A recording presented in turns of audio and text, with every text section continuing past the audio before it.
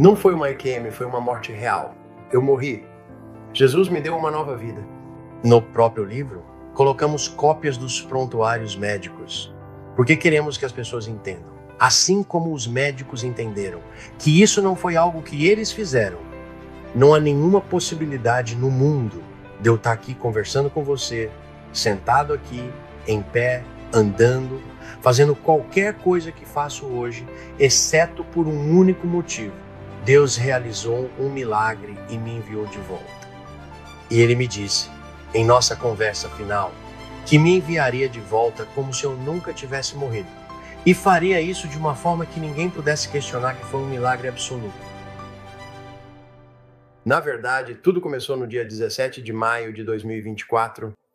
Acordei e tinha uma massa muito grande no meu pescoço e eu estava tendo dificuldades para respirar e engolir. E eu não entendia o que simplesmente apareceu, do dia para a noite. E eu disse para minha esposa, eu vou até uma sala de emergência independente para ver o que está acontecendo aqui. Então, eu fui a uma sala de emergência local em Willow Park. E quando entrei, eles me levaram para uma sala nos fundos e, em seguida, o médico entrou e disse, olha, eu vou pedir uma tomografia computadorizada. E ele disse, um exame de sangue e nós vamos começar por aí e ver o que está acontecendo. E eles fizeram a tomografia, o exame de sangue e todo o resto. E claro, eu estava na sala esperando o médico voltar. E então o médico entrou. Ele entrou, sentou-se em um banquinho e disse, bem, vou ser direto com você. Eu olhei seu exame de sangue, recebi os resultados dele e da tomografia e discuti isso com outros 2 médicos aqui fora. E todos nós chegamos à mesma conclusão e diagnóstico de que, bem, estamos cerca de 99% certos de que o nódulo no seu pescoço é um novo diagnóstico de câncer. Claro, isso me abalou bastante. Ele disse, conversei com os outros médicos porque queria ter certeza. Ele disse, mas o exame de sangue e o jeito que está crescendo é muito agressivo. Ele disse, e eu quero que você... Eu já falei com o outro médico e ele vai marcar uma consulta para você na segunda-feira. Ele disse, quero que você vá vê-lo imediatamente. Não adie isso. Ele disse, é muito agressivo. Você precisa ir agora. Eu disse, ok.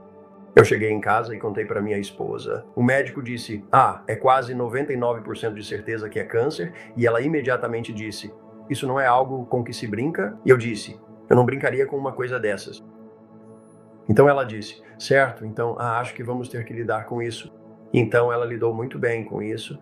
E, ela esteve na área médica por toda a carreira dela, 35, 40 anos, e ela disse, bem, vamos lidar com isso e vamos garantir que estaremos lá na segunda-feira. Eu nunca cheguei até segunda-feira. Na sexta-feira, no dia 17 de maio, eu estava tendo muita dificuldade para respirar e engolir. Eu não conseguia engolir nada. Eu tinha que engolir com força até para conseguir tomar um pouco de água. E entramos no carro e ela disse, vou te levar para o pronto-socorro no centro, para um hospital grande. Eu disse, bem, me deixa na porta do pronto-socorro. Eu entro, você vai estacionar o carro. E ela disse, ok. Então eu entrei no pronto-socorro e eles me levaram para os fundos, me sedaram e colocaram um tubo de intubação oral pela minha garganta e em seguida me internaram imediatamente na unidade de terapia intensiva. Então fui para a UTI. Fiquei na UTI até o dia 19 de maio. Bem, no dia 19 de maio, o médico entrou com a minha esposa e eles disseram, bem, vamos ver, todos os exames dele e tudo mais estão bons. A contagem de oxigênio está boa e todo o resto. Vamos ver como ele se sai sem o tubo de intubação e ver se ele consegue respirar sozinho. E o médico e a enfermeira estavam lá e eles tiraram o tubo de intubação e eu consegui respirar.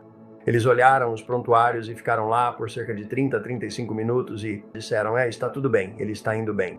E minha esposa voltou para o quarto e, claro, o médico saiu porque eu estava respirando bem sozinho. A minha esposa saiu do quarto por um tempo e foi conversar com os médicos e eles ficaram fora por cerca de 35 ou 40 minutos, de acordo com os registros médicos que dizem que eu fiquei sozinho lá dentro. Em algum momento durante esses 35 a 40 minutos, aquela massa rolou sobre minhas vias aéreas e eu sufoquei até a morte. Meu coração parou sem oxigênio, eu não estava respirando. Minha esposa entrou, eles vieram para o quarto e ela me viu roxo e saiu correndo até o médico dizendo: ele está roxo, ele está roxo. E o médico veio correndo imediatamente e descobriram que eu tinha tido uma parada cardíaca, que eu tinha morrido. Eu não estava respirando, eu não tinha batimentos cardíacos. Eles estavam tentando fazer RCP em mim. Eles estavam tentando colocar um tubo de intubação de volta pela minha garganta para que eu pudesse receber oxigênio. Eles não conseguiram colocar o tubo porque, aquela massa estava no caminho, então eles me cortaram para fazer uma traqueotomia. Eles tinham colocado o tubo de intubação lá. Quando fizeram isso, acabaram cortando alguma coisa lá dentro e eu comecei a sangrar. E agora eles conseguiram fazer meu coração voltar a bater, mas logo depois eu tive uma parada cardíaca de novo. Dessa vez, o que aconteceu foi que eu me afoguei no meu próprio sangue. Basicamente o que estou dizendo é que eu morri. E o motivo de eu contar isso é para que você entenda que o que estou prestes a dizer não é imaginação. Quando eu morri, fui para o céu. Eu não passei por um túnel de luz, eu estava instantaneamente no céu. No momento em que entrei no céu, a paz e o amor, a tranquilidade, os sentimentos que me invadiram e simplesmente permearam cada parte de mim. A paz, a calma, o amor que senti eram inacreditáveis. E eu estava ali em pé, olhando para as árvores, e elas eram simplesmente magníficas, e as flores e as cores, e o ar era simplesmente além da beleza. E as flores e as árvores são tão vibrantes em suas cores. E o que há de único nelas é o seguinte: cada árvore, cada flor, cada planta emite o que eu chamei de um tom melódico ou um zumbido. E tudo isso é individualizado para cada árvore, flor ou planta. E então tudo se combina para formar essa linda melodia harmônica de louvor a Jesus o dia inteiro, continuamente. E só isso fica meio que ao fundo. Quero dizer, não é algo que se sobreponha e não é como se te impedisse de conversar, mas é como um ruído branco de fundo que está ali. E se você parar, pode ouvir e realmente apreciar. Mas eu sei que Jesus ouve isso o dia todo. E além desse zumbido melódico, cada flor, cada árvore, cada planta tem seu próprio cheirinho único. Tem seu próprio aroma. E assim como o tom que elas emitem, cada uma, todas se combinam e criam a fragrância mais linda no ar que você já sentiu. Eu olhei para o lado e vi à distância, no pátio interno, uma figura que eu reconheci. E eu olhei e vi Jesus à distância e comecei a caminhar em direção a ele. Quando me aproximei dele, simplesmente caí totalmente prostrado, de rosto no chão, chorando como um bebê, não de tristeza, mas de pura alegria e humildade. Eu estava deitado diante do meu Senhor e Salvador, o Criador de todo o universo, e eu estava diante dele. Ele estendeu a mão. Pegue minha mão e levante-se. Precisamos conversar. Vamos caminhar e conversar. Vamos caminhar e conversar. E nós caminhamos e conversamos por 43 horas e 28 minutos. E ele me ensinou sobre tudo. Ele me ensinou sobre o que vamos comer no céu. De onde vai vir nossa comida. Que tipo de comida vamos comer? O que vamos fazer? Vai haver esportes? Vai haver atividades? Nós vamos só sentar lá e cantar o dia todo? Não, nós vamos viver. Ele disse: vocês vão viver no céu comigo por toda a eternidade. Ele não disse: vocês vão existir.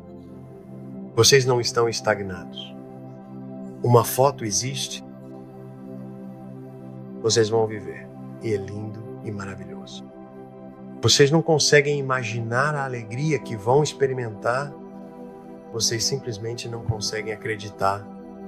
A última conversa que Jesus e eu tivemos foi no pátio interno.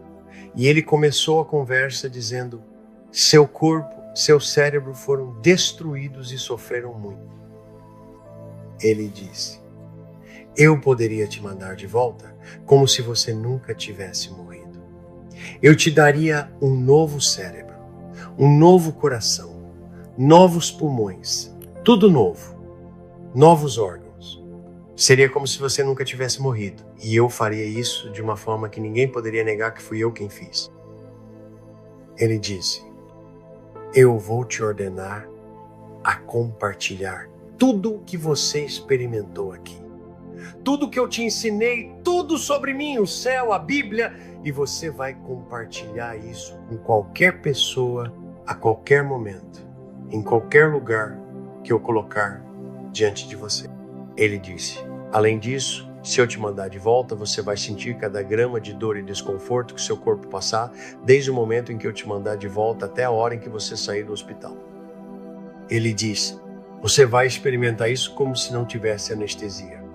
Eles ainda vão te dar anestesia, ainda vão fazer isso, mas não terá efeito. Você vai sentir tudo. E então ele disse: se você sobreviver a essa dor, então eu permitirei que os médicos te restaurem e te ajudem a se recuperar até que você esteja completo. Mas eles saberão que é um milagre, então você irá compartilhar. Ele diz: agora você tem uma escolha. Você pode ficar aqui no céu e ficará bem, mas não terá nenhuma lembrança da Carol, de nada aqui embaixo. Você não poderá interceder, não poderá interagir, não saberá o que aconteceu com a Carol e não poderá fazer nada para ajudar, até que ela também venha para o céu. Ele disse: ou eu posso te mandar de volta com as ressalvas que acabei de discutir com você. Qual é a sua escolha? Não demorei muito. Eu disse a ele que seria uma honra e uma bênção voltar e ajudá-lo a espalhar sua palavra. Ele cumpriu o que prometeu. Ele me mandou de volta. Ele estava certo sobre uma coisa. Eu senti toda a dor. E houve momentos em que eu não tinha certeza se conseguiria suportar a dor, mas consegui. E ele realmente me deu um cérebro novo. No dia 23 de maio, o médico levou o maior susto da vida dele. Eu estava deitado lá. Eles quase tinham convencido a Carol a desligar os aparelhos e me enterrar, porque não havia esperança. Eu estava morto. Eu não estava apenas morto. Eu estava com morte cerebral. Ou pelo menos era o que eles achavam. Claro, você não pode culpar os médicos, porque eles reagem de acordo com o que sabem. Isso é a ciência médica em situações normais. No dia 23 de maio, Carol estava com os dedos entrelaçados na minha mão, assim, nesta mão. E ela estava segurando a minha mão do melhor jeito que conseguia. E eu estava apenas deitado lá, morto, e apertei o dedo dela para avisar que eu ainda estava ali. E ela disse ao médico: ele acabou de apertar meus dedos. E o médico disse: não, ele não apertou. Ele disse: isso é só um espasmo. Ela disse: não, ele apertou meus dedos. E ele disse: certo, aqui está o que vou fazer. Vou diminuir toda a sedação, os medicamentos, tudo, e voltarei em algumas horas para te mostrar que não há nada ali. Conversando com o médico depois, ele me disse que viu ali a chance de convencer ela de que não havia esperança e que eles poderiam me desligar e seguir em frente. Ela poderia continuar com a vida e me enterrar, porque basicamente eu só estava ocupando espaço na UTI. Ele reduziu tudo e voltou algumas horas depois. E a Carol, claro, ela está, com sorte, ela está animada, esperançosa. Acho que seria uma palavra melhor para isso. E o médico veio até mim, sentou-se em um banquinho e se aproximou bem ao lado da minha cama na UTI. Ele sentou ao meu lado e chegou bem perto do meu ouvido. O nome dele era Dr. Guda. E ele chegou perto do meu ouvido e disse: se você consegue me ouvir, mexa os pés. Eu mexi os pés. Ele olhou para minha esposa, olhou de volta para mim e disse: olhe para mim. E eu olhei para ele. Ele disse: pisque os olhos.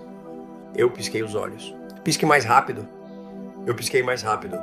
Ele disse: eu não sei o que está acontecendo aqui. Eu não entendo isso, mas preciso fazer outra ressonância magnética.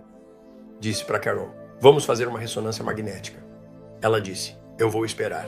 Ele disse: não, só vamos conseguir fazer a ressonância mais tarde hoje.